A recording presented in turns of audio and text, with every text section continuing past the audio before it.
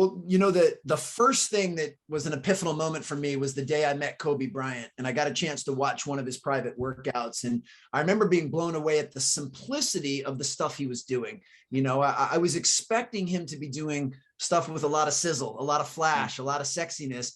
And instead, he was doing just some of the most basic and fundamental moves and drills.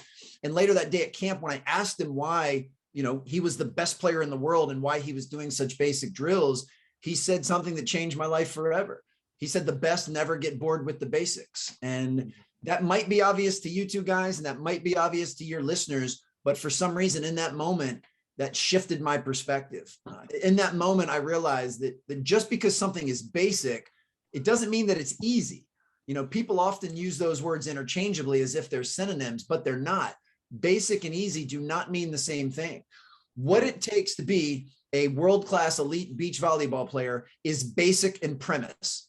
Obviously, you two guys can attest to the fact that it is not easy to do what you do. It is not an easy game to master. It's not easy to live the lives that you guys live and to have the discipline to train the way that you train. There's nothing easy about it, but it's still incredibly basic what you're supposed to do. And for me, that differentiator and that separator really guides me in everything that I do. I mean, whether I'm trying to become a better speaker, a better author, or a better father, I keep always going back to the fundamentals and the basics and saying, what things do I need to master to make sure that I have the foundation to build the rest of the house? What things do I need to focus on that will allow me to be the best player? And you guys obviously speak the beach volleyball terminology and lingo better than I do, but I bet you both could nail down 3 or 4 fundamentals that are a necessity to master if you ever want to be really great at this game. And anytime you're not spending time pouring into those things, then I think you're veering away from mastery.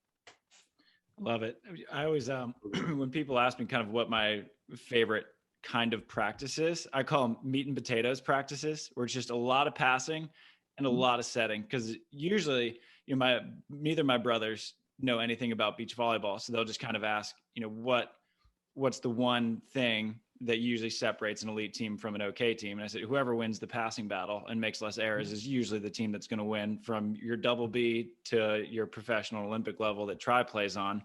And it's cool to see that translates in pretty much every industry, from Kobe Bryant, who's basketball, and beach volleyball is not much of a difference. Free throws, hit the open shots, make your legs. Tim Duncan, the prime example of that. And that's kind of I think, sort of the common denominator from the elites across all sports is just, you have that, not only a mastery of the basics, but like a hunger to continue getting better at them.